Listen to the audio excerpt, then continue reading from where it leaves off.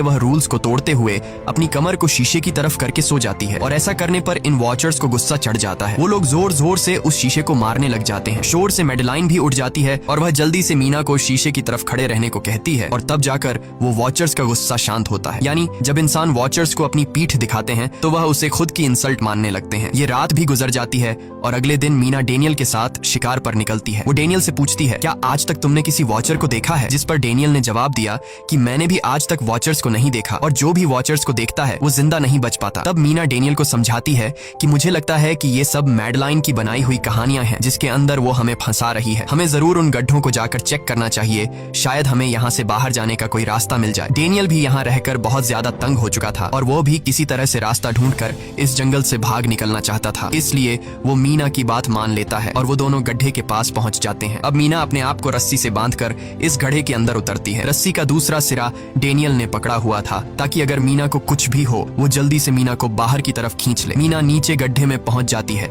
जहां उसे बहुत सारा इंसानों का सामान मिलता है। मीना उस सामान को इकट्ठा कर लेती है। ये सारा सामान उन लोगों का था जो जंगल में वॉचर्स के शिकार हो चुके थे। डेनियल रस्सी के सहारे कैमरा, साइकिल और जरूरत का सारा सामान को बाहर ले आता है। मीना अब नीचे इंतजार करती है कि डेनियल कब रस्सी नीचे फेंकेगा और मैं ऊपर चली जाऊंगी। और इससे पहले कि मीना उस गड्ढे से बाहर निकल पाती, उसे गड्ढे के अंदर किसी के आने की हलचल सुनाई देती है। मीना जल्दी से डेनियल को रस्सी नीचे फेंकने की आवाज देने लगती है, लेकिन तभी मीना को पकड़ने के लिए एक वॉचर का हाथ बढ़ने लगता है। पर मीना धूप में खड़ी थी, इसलिए जब उस वॉचर के हाथ पर सूरज की रोशनी पड़ी तो उसका हाथ जलने लगा। इतने में डेनियल ने नीचे मीना के पास रस्सी फेंकी और मीना फौरन जल्दी से बाहर निकल आई। मीना पूरी तरह से डर गई थी। ये लोग उस सारे सामान को लेकर अपनी सेफ हाउस में आ गए जहां मैडेलाइन ने उससे पूछा, ये सामान तुम्हें कहां से मिला? ये लोग झूठ बोल देते हैं कि ये सामान उन्हें इस जंगल से मिला। मैडेलाइन को इस जंगल में रहते हुए बहुत अरसा गुजर चुका था। वो जानती थी कि ये सामान उसे जंगल से नहीं बल्कि एक गड्ढे से मिला होगा। वो मीना से पूछती है, बताओ तुमने गड्ढे के अंदर क्या देखा? लेकिन मीना उसे कुछ नहीं बताती। ये लोग बहुत खुश थे कि आज रात ये लोग वॉचर्स को देख पाएंगे क्योंकि मीना को गड्ढे के अंदर एक कैमरा मिला था। डेनियल किसी तरह जुगाड़ करके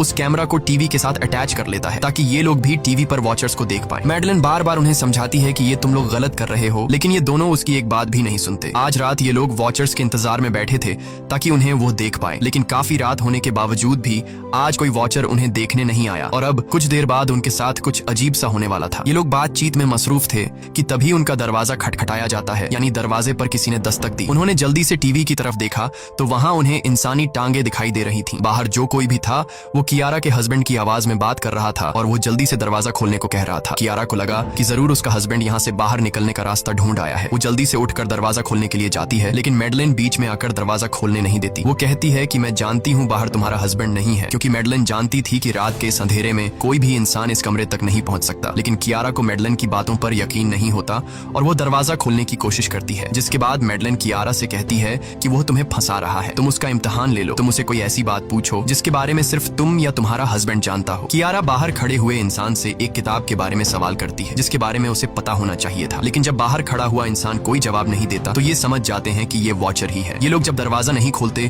तो वॉचर उनके बाहर लगाए हुए कैमरा को तोड़ देता है और यहाँ हमें एक बात पता चलती है कि वॉचर्स इंसान के रूप में भी खुद को बदल सकते हैं। वॉचर्स उनकी इस हरकत पर बहुत ज्यादा गुस्सा हो गए थे। वे बहुत तेजी से शीशे को मारने लगे जिससे शीशे में एक बड़ा क्रैक भी आ जाता है, लेकिन यहाँ मैडेलाइन समझदारी दिखाते हुए सबको लाइन से शीशे की तरफ खड़ा कर देती है, जिससे वॉचर्स का गुस्सा थोड़ा बहुत ठंडा हो जाता है और वे वहां से चले जाते हैं। अब यहाँ मीना मैडेलाइन को बताती है कि हमने गड्ढे में से ये सारा सामान चुराया था। ये सुनकर मैडेलाइन बहुत ज्यादा गुस्सा हो जाती है कि तुम लोगों ने दूसरा रूल भी तोड़ दिया। अगली सुबह मैडेलाइन उस गड्ढे से लाया हुआ सारा सामान उठाकर वापस उसी गड्ढे में फेंक देती है, जिससे उन वॉचर्स का गुस्सा थोड़ा शांत हो जाता है। मगर अब इन लोगों को जंगल में बहुत ही ज्यादा अजीब चीजें दिखाई देना चालू हो गई थी और उसका सबसे ज्यादा असर डेनियल पर होता है। डेनियल अचानक बात बात पर बहुत ज्यादा गुस्सा करने लग जाता है। दूसरी तरफ कियारा, जिससे पहले उम्मीद थी कि उसका हस्बैंड जिंदा है और वो यहाँ आकर उसे यहाँ से बचा लेगा, लेकिन अब उसे पता चल चुका था कि उसका हस्बैंड अब वापस नहीं आएगा, जिसकी वजह से वह अंदर ही अंदर पूरी तरह से टूट चुकी थी और वो डिसाइड करती है कि वह वॉचर्स के इन गड्ढों में कूदकर अपनी जान दे देगी, क्योंकि अब उसके पास जीने की कोई वजह नहीं रही। वह ऐसा करने ही वाली होती है कि मीना आकर उसे बचा लेती है। इसी बीच हम देखते हैं कि डेनियल मैडेलाइन की तरफ अजीब तरह से देख रहा होता है और वह गुस्से में आकर मैडेलाइन को पेड़ के साथ बांध लेता है। डेनियल ने कहा कि अब मैं इस बुढ़िया के कोई रूल्स नहीं मानूंगा, अब यहाँ सिर्फ मेरी बात मानी जाएगी। अब रात होने वाली थी, इसलिए डेनियल कमरे की तरफ भागा और कियारा भी उसके पीछे भागी, लेकिन मीना मैडेलाइन के पास आई और उसकी रस्सियां खोलने लगी। दूसरी तरफ डेनियल ने कियारा को लेकर कमरे का दरवाजा अंदर से बंद कर दिया और मीना और मैडेलाइन को बाहर वॉचर्स के लिए छोड़ दिया। मीना और मैडेलाइन डेनियल से दरवाजा खोलने के लिए लिए गिड़गिड़ाते रहे। डेनियल से रिक्वेस्ट करते हैं कि प्लीज दरवाजा खोल दो, लेकिन डेनियल ने दरवाजा नहीं खोला। अब बाहर चारों तरफ अंधेरा छा गया और वॉचर्स के आने का टाइम हो गया, इसलिए अब मजबूरन उन्हें अपनी जान बचाने के लिए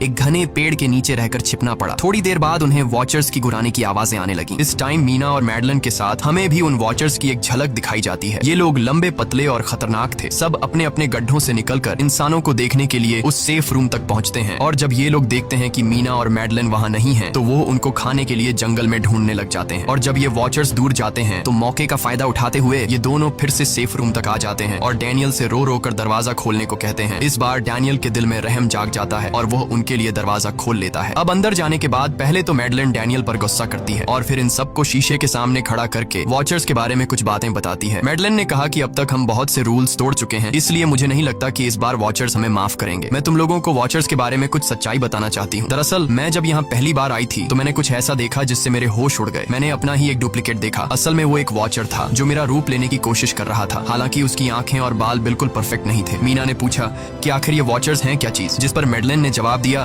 कि ये सारे क्रीचर्स फेरीज हैं जो किसी जमाने में इंसानों के साथ मिलकर रहते थे। फेरीज पंखों वाले एक जादुई जीव थे, लेकिन वक्त गुजरने के साथ इंसानों को फेरीज की शक्तियों से डर लगने लगा, इसीलिए इंसानों ने फेरीज को खत्म करने का सोचा। इंसानों की तादाद ज्यादा थी, इसलिए फेरीज इंसानों का मुकाबला नहीं कर पाए। इंसानों ने इन फेरीज को जंगल में एक बहुत बड़े गड्ढे के अंदर कैद कर लिया और उन्हें श्राप से हमेशा हमेशा के लिए इस गड्ढे में बंद कर दिया। उसके बाद फेरीज कई 100 सालों तक उस गड्ढे में कैद रहे, लेकिन फिर वक्त के साथ उन्होंने जमीन के अंदर खुदाई करके निकलने के रास्ते बना लिए। आज वही फेरीज वॉचर्स के रूप में गड्ढों से निकलकर हमारे सामने आते हैं। हालांकि कई 100 सालों तक जमीन के अंदर रहने की वजह से उन्होंने अपने पंख और जादुई शक्तियां खो दी और साथ ही उन्हें सूरज की रोशनी से तकलीफ होने लगी, लेकिन अब भी उनमें रूप बदलने की शक्ति है। इस पर डैनियल ने मैडलन से पूछा कि ये वॉचर्स हमसे क्या चाहते हैं और ये हर रात हमें देखते क्यों हैं, जिस पर मैडलन ने बताया कि ये वॉचर्स एक बार फिर से जंगल से निकलकर इंसानों के बीच रहना चाहते हैं, लेकिन अपने असली रूप में ये इंसानों के बीच नहीं रह सकते। इसीलिए उन्होंने हमें यहाँ रखा हुआ है ताकि हमें देखकर हमारा रूप ले सकें और हमसे आज के दौर के तौर तरीके सीखकर इंसानों के बीच रह सकें। मैडलन ये सब बातें बता ही रही थी कि अचानक सभी वॉचर्स वापस लौट आए और जब वॉचर्स को पता चलता है कि मैडलन और मीना वापस अपने कमरे में आ गए हैं तो वो सब गुस्से से भड़क उठे और दरवाजा तोड़ने की कोशिश करने लगे। इन चारों ने टेबल को खींचकर दरवाजे के सामने रख दिया ताकि दरवाजा वॉचर्स तोड़ न सके, लेकिन वॉचर्स की ताकत काफी ज्यादा थी और इन चारों को पता चल चुका था